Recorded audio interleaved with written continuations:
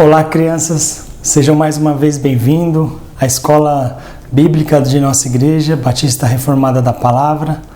Espero que vocês estejam caminhando tudo bem com cada um de vocês. Nós, os professores da Escola da Manhã, sentimos saudades daqueles alunos que estavam sempre presentes aqui junto conosco da Escola da Manhã. Esperamos que todos vocês também que nos acompanhem esteja tudo bem com cada um de vocês e que a bênção e a graça do Senhor esteja sobre cada um. Vamos dar início a esta aula, esta lição e esta série nova, essa lição de número 150, que tem o título como O Salvador Confessado. Para dar início a esta aula, vamos abrir as nossas Bíblias no Evangelho de Mateus, no capítulo 16, nós vamos ler do versículo 13 ao versículo 24.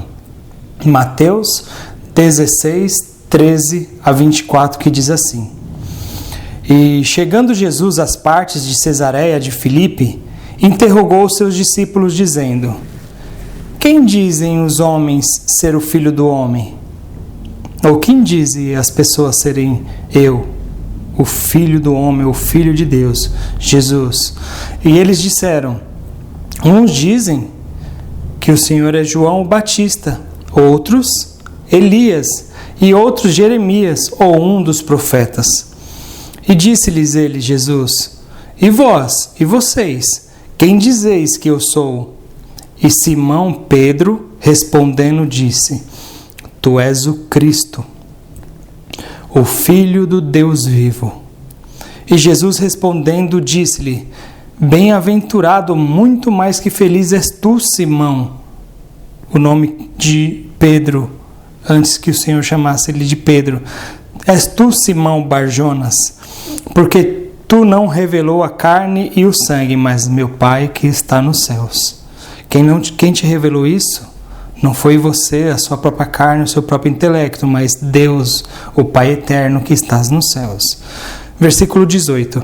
E também eu te digo que tu és Pedro, e sobre esta pedra edificarei a minha igreja, e as portas do inferno não prevalecerão contra a igreja, contra ela. E eu te darei as chaves do reino dos céus, e tudo que ligares na terra será ligado nos céus. E tudo que desligares na terra será desligado nos céus. Então mandou aos seus discípulos que a ninguém dissessem que ele era Jesus, o Cristo. O Jesus, que significa o Salvador, o Cristo, o ungido, o Messias, esperado pelos judeus. Versículo 21.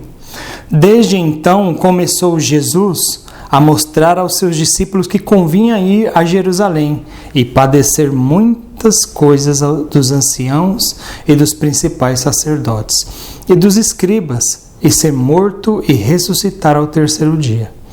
E Pedro, tomando-o de parte, começou a repreendê-lo, dizendo: Senhor, tem compaixão de ti, de modo nenhum te acontecerá isso. Ele, Jesus, porém, voltando-se, disse a Pedro: Para trás de mim, Satanás, que me serves de escândalo, porque não compreendes as coisas que são de Deus, mas só as que são dos homens. Então disse Jesus aos seus discípulos: Se alguém quiser vir após mim, renuncie-se a si mesmo, tome sobre si a sua cruz e siga-me. Só até aqui. Aqui nós nos voltamos a esta série e nós nos lembramos dessas passagens maravilhosas do Evangelho do Senhor Jesus Cristo. Nós nos lembramos como o Senhor Jesus, quando ele nasceu, como foi o seu nascimento. Vocês se lembram onde foi que Cristo nasceu? Vocês se lembram onde foi o nascimento do Senhor Jesus Cristo? Será que alguma criança se lembra? Aqueles que responderem em Belém, está certo, está correto, em Belém da Judéia, né? Por causa que na época do Senhor Jesus teve um alistamento em Belém. Então seus pais foram até lá, a sua mãe Maria grávida, e chegando em Belém, chegou-se os dias de nascer o bebê, o Senhor Jesus, que estava na barriga de sua mãe. Então ele nasceu em Belém, como anunciado pelos profetas, que o Senhor Jesus nasceria em Belém. E também nós nos lembramos que o rei Herodes, ele pediu para matar todos os bebês. E o Senhor Jesus, junto com a sua família, avisado por um anjo, fugiram, para o Egito, até a morte do rei Herodes. E como nós também nos lembramos, o Senhor Jesus, ele era de Nazaré, A sua família era de Nazaré, da província ali na Galileia.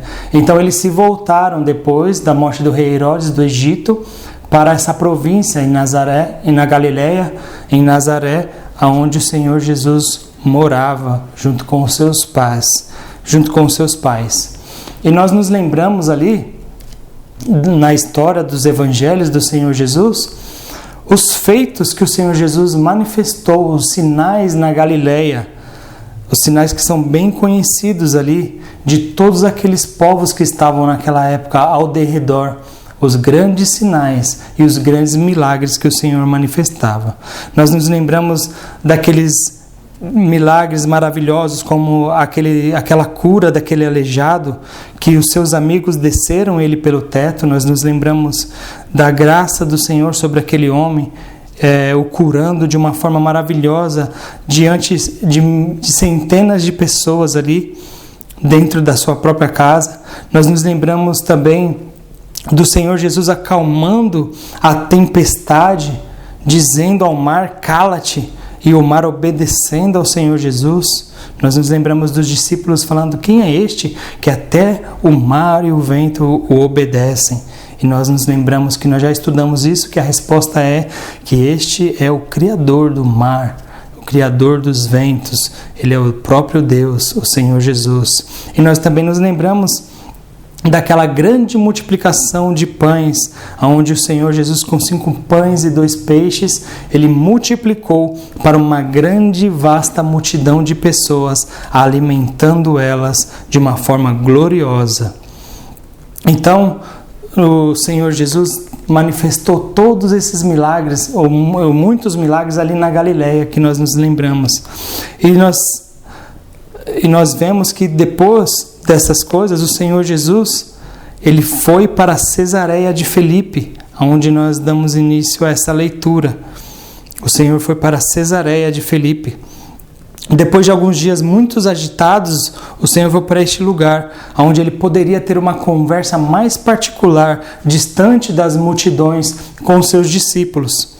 E a primeira pergunta que o Senhor fez ali aos seus discípulos foi: quem dizem estas pessoas? Ou o que dizem a multidão? Quem eu sou? Quem é o Filho do Homem? Quem é eu, o Filho de Deus encarnado? Então, a pergunta que eles ouviram, eles responderam que eles diziam que o Senhor Jesus, eles diziam que ele era João Batista, ou outros diziam que ele era Elias, o profeta Elias, e outros diziam que ele era Jeremias ou qualquer um dos profetas. Eles não viam que o Senhor Jesus era o Messias proclamado nas Escrituras, na Bíblia, na palavra de Deus.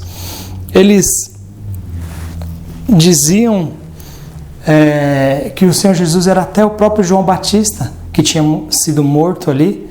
Eles não diziam com os seus próprios lábios que o Senhor Jesus era o Messias, o Filho de Deus encarnado.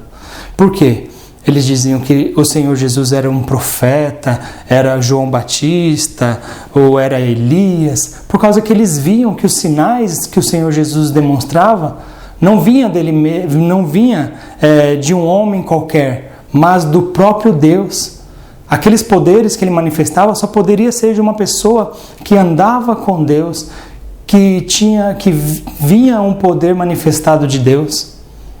Então aqueles homens, sabendo que o Senhor Jesus era o filho de José, o carpinteiro, Jesus de Nazaré, uma província, um lugar não muito glorificado assim pelos homens, não um lugar muito conhecido, ou um lugar de onde saía pessoas sábias, mas Nazaré, um nazareno, carpinteiro, o Senhor Jesus. Mas eles viam que este homem ele manifestava muitos sinais maravilhosos e gloriosos, né? Como nós nos lembramos daquele cego que nunca enxergou e o Senhor Jesus colocou lodo nos olhos dele e ele veio a enxergar pela primeira vez, já adulto, já tendo idade. Então, eles não poderiam dizer que o Senhor Jesus não vinha de Deus, mas eles não afirmavam ou eles não diziam o certo, o exato, que ele era o Messias, o ungido de Deus, aquele que veio para ser o salvador de pecadores. E depois que os discípulos responderam esta pergunta ao Senhor Jesus, o Senhor Jesus se voltou a eles e perguntou: e vós, quem dizeis que eu sou? Agora a pergunta ela é dirigida aos discípulos. E vocês, discípulos, quem vocês dizem que eu sou? Esta é uma pergunta muito maravilhosa. Quem vocês acham que eu sou? Vocês têm andado comigo, visto os meus sinais. Com as próprias mãos de vocês vos enviei, vocês também manifestou sinais. Quem vocês dizem que eu sou? Você imagina o que é ser questionado pelo Senhor Jesus? Você imagina isso? O Senhor Jesus diante de você perguntando: o que você pensa que eu sou? Quem você acha que eu sou? Todos os dias irão ter que responder essa pergunta diante de Deus. Mas pense nas perguntas que são dadas nos dias de hoje, nos dias atuais, pelas pessoas. Muitas pessoas dizem que o Senhor Jesus ele foi um dos maiores líderes religiosos que o mundo já teve. Um dos maiores líderes que deu início a uma religião. Algumas pessoas dizem que o Senhor Jesus ele é um grande líder somente religioso, que deu início à religião evangélica cristã. Outros dizem que Jesus foi um bom homem, que deu um grande exemplo para nós de bondade a este mundo. Muitos dizem que o Senhor Jesus é um grande exemplo para nós. Que exemplo, né? Nós fomos parar para pensar. Jesus ele foi perfeito. Será que nós conseguimos seguir esse exemplo? Eu já não consigo mais seguir esse exemplo, porque eu já pequei. O Senhor Jesus nunca pecou e um dia ele se arrependeu e começou a andar de novo e ser perfeito. Se você já pecou uma vez em sua vida, você já não pode mais seguir o exemplo de Cristo, porque ele nunca pecou. Nós não conseguimos seguir esse exemplo do Senhor Jesus. Ele é perfeito, ele é o próprio Deus encarnado. Ele é o Criador vindo em carne diante dos nossos olhos. E outros também nunca pensaram seriamente sobre quem o Senhor Jesus é. Você já pensou sobre isso? Quem é o Senhor Jesus para você? O que você compreende sobre o Senhor Jesus? Será que quando você vê esses milagres manifestos na leitura das Escrituras pelo Senhor Jesus, você acha que ele é como qualquer um super-herói dos desenhos? Como qualquer algum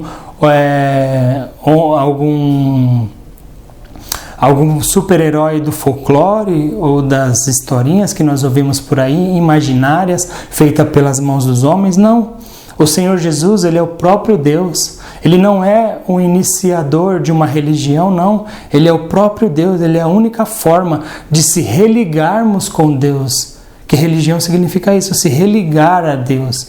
Toda religião, nenhuma religião pode nos religar a Deus. Somente por intermédio, pelo caminho, a porta que é o Senhor Jesus Cristo, que nós conseguimos se achegar a Deus. O Senhor Jesus ele também não é um grande exemplo para nós, ele é um grande exemplo a ser visto, mas não a ser seguido, que nunca ninguém poderá seguir o exemplo de Cristo Jesus. Mas somente aqueles que são salvos por eles andam nas suas pisaduras, nos seus caminhos, amando a sua vontade e o seu querer e crescendo cada vez mais na vontade do Senhor, mas nunca sendo igual totalmente a Cristo Jesus.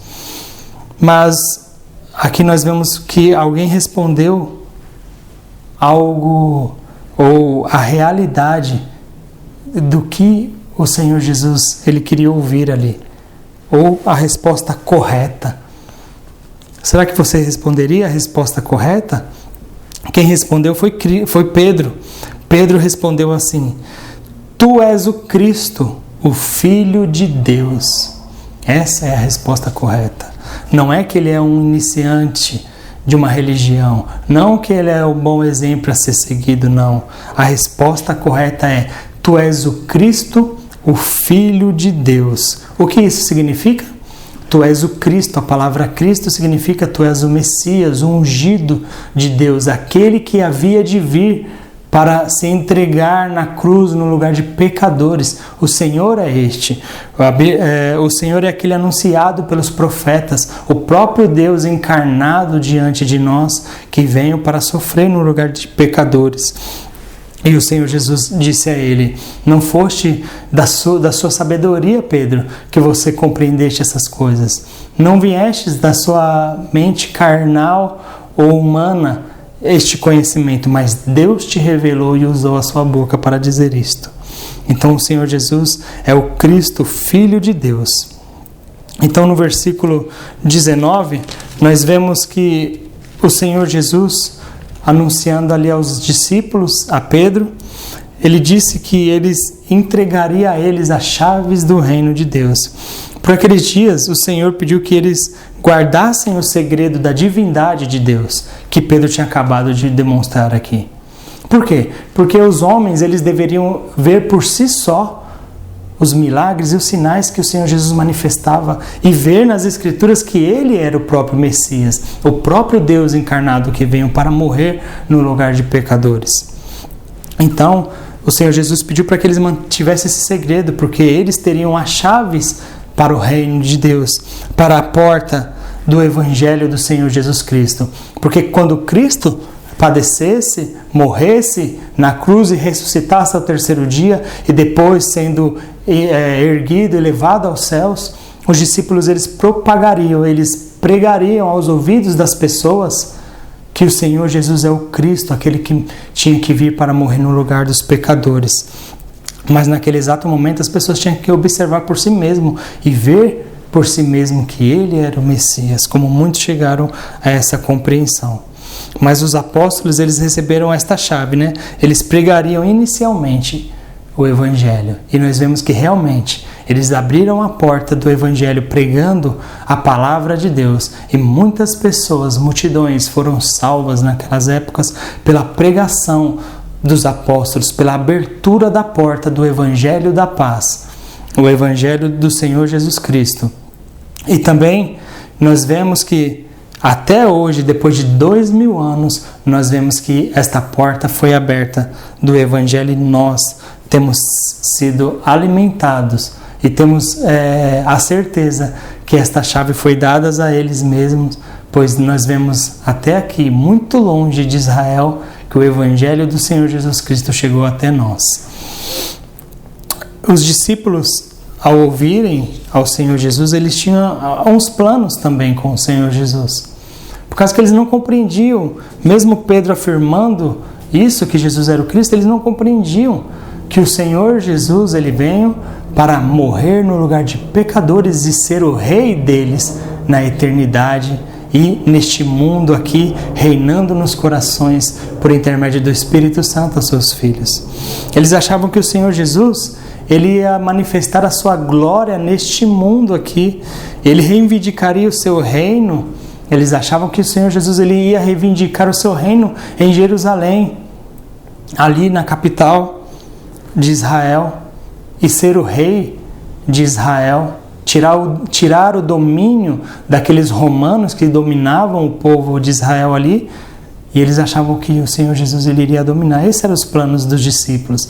Eles achavam que iria ter uma manifestação política do Senhor Jesus. Ele seria um grande líder, um grande presidente, um grande rei ali em Jerusalém. Era essa a esperança que tinha a mentalidade dos discípulos. Mas não, o plano do Salvador, do Senhor Jesus, ele informou a eles que ele iria sim a Jerusalém, que ele iria para a Jerusalém, como nós vemos aqui nessas imagens. O Senhor Jesus, ele ia sim para Jerusalém. E o Senhor Jesus advertiu seus discípulos dizendo o que convinha ir fazer em Jerusalém. Por que ele iria a Jerusalém? O que ele iria fazer em Jerusalém? E ele disse aos seus discípulos que em Jerusalém ele iria sofrer muitas coisas. Ele iria ser preso pelos oficiais, ele iria ser pego por aqueles homens judeus, fariseus, aqueles que tinham o domínio da religião judaica. Ele disse que ele sofreria muitas coisas. E ele disse também que ele seria morto por eles. Ele seria crucificado e morto. Era necessário que o Filho do Homem seja levantado para que todo aquele que crer nele seja salvo, levantado numa cruz. E também ele disse sobre a ressurreição, que ele iria ressuscitar dentre os mortos. Mas Pedro, ele ficou horrorizado e disse: de modo nenhum isso te acontecerá. Isso não vai acontecer com o Senhor. Esse sofrimento, essa morte, não vai acontecer com o Senhor. Isso nunca te acontecerá. E o Senhor Jesus repreendeu a Pedro e disse: para trás de mim, Satanás. O Senhor Jesus disse a Pedro: para trás de mim, Satanás. Por que o Senhor Jesus disse isso a Pedro? Pedro disse que nunca aconteceria isso com o Senhor Jesus, querendo ajudá-lo, querendo que nada de mal viesse a acontecer com ele. Que mal há em Pedro dizer: não, isso não pode te acontecer, esses sofrimentos, que mal há nisso em Pedro? Será que você pode responder essa pergunta? Por que o Senhor Jesus ele falou: para trás de mim, Satanás, para Pedro, sendo que Pedro queria ajudá-lo a não sofrer estas coisas que ele tinha acabado de informar a eles? Por causa que o Senhor Jesus, ele veio para sofrer. O Senhor Jesus, ele já tinha um plano da eternidade passada em sofrer no lugar de pecadores. Então, se Pedro, com esse argumento dele de não, o Senhor não pode fazer isso, ele estava dizendo não, sem saber, né? Claro, sendo usado por Satanás. Não, o Senhor Jesus não morra no lugar de pecadores, não. Se o Senhor fizer isso, os pecadores não serão salvos, não tem problema. Pedro estava dizendo isso sem saber. Se Cristo não morresse, não sofresse daquele jeito que ele morreu numa cruz, como que os pecadores seriam salvos? Não teria sacrifício para pagar a culpa dos nossos pecados. Mas mesmo assim, o Senhor, sabendo destas coisas, ele foi a Jerusalém para sofrer, para morrer no lugar de pecadores. Que amor, não é verdade, crianças? O Senhor Jesus, ele sabia o que iria acontecer com ele em Jerusalém. Ele sabia que ele ia ser pego, ele ia ser preso, ele ia sofrer, ele iria apanhar, ele iria ser cuspido, iriam não colocar uma coroa de ouro na cabeça dele, mas uma coroa de espinhos. Ele ia sofrer muito, mas mesmo assim ele foi, pensando naqueles que irão buscar o Senhor para a salvação. Que amor, não é verdade? Ele sabia que isso ia acontecer, não foi pego de surpresa, como muitos dizem. O Senhor Jesus não estava bolando um plano em dominar Israel e de repente ele foi preso e morto, pego de surpresa. Não, ele sabia isso. As pessoas que dizem isso, que o plano de Jesus ou aquilo que o Senhor Jesus ele estava querendo fazer foi pego de surpresa quando ele foi preso e crucificado, não leram a Bíblia direito. Nunca leram esses versículos aqui, que o próprio Senhor Jesus, antes disso acontecer, avisou os seus discípulos que isso iria acontecer em Jerusalém. E ele foi até lá, como nós vamos ver na próxima aula, e ele morreu numa cruz e ele ressuscitou ao terceiro dia. Deus, ele tinha um plano aqui, né? Um grande propósito que foi profetizado no Antigo Testamento, que Jesus ele tinha que oferecer a sua vida. Se os apóstolos estivessem firmados na palavra, se os discípulos ali estivessem firmados na palavra de Deus naquele momento, entendendo as Escrituras, eles compreendiam que o Senhor Jesus ele veio para sofrer. Quantas vezes nos nossos estudos passados nós não vemos Isaías proclamando isso, o sofrimento do Senhor Jesus, a necessidade do sofrimento do Messias, mas não, eles não compreendiam isso. Mas o plano do Senhor Jesus Cristo era este: se entregar no lugar de pecadores. E o plano de Satanás era o mesmo plano que Pedro falou, de livrar o Senhor da morte, Seria a vontade de Satanás essa, que o Senhor Jesus não se entregasse naquela cruz, porque ele não foi morto, ele se entregou para ser morto naquela cruz. Então, se isso não acontecesse, quem seria ganhador, assim por dizer nisso? Satanás, por causa que nenhuma pessoa seria salva, a não ser pela morte do Senhor Jesus. Esses planos do Senhor Jesus é maravilhoso, por causa que ele demonstrou o grande amor dele no lugar de pecadores. O Senhor Jesus deu alguns termos aos discípulos para que eles seguissem e sofressem com ele, né? O Senhor Jesus, depois de anunciar o que iria acontecer com ele, depois de repreender a Pedro, dizendo: para trás de mim, Satanás, eu tenho que ir àquela cruz, eu tenho que se entregar para o meu povo, na cruz do Calvário, para que todo aquele que me buscar venha a ser salvo. Depois de ele ter feito isso, ele advertiu os seus discípulos que aqueles que confiassem nele, que aqueles que confiam nele, que creem que ele é Cristo, o Messias, o Salvador de pecadores, teriam que largar as suas ambições dessa vida, não serem voltados às coisas deste mundo, desta época, deste tempo, tudo que é passageiro diante de nós.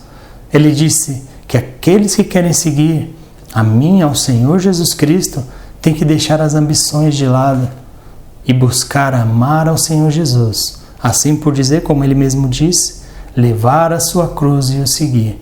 Será que você, criança, desde já da sua idade, você está pronto para isso? Deixar um pouco as brincadeiras de lado?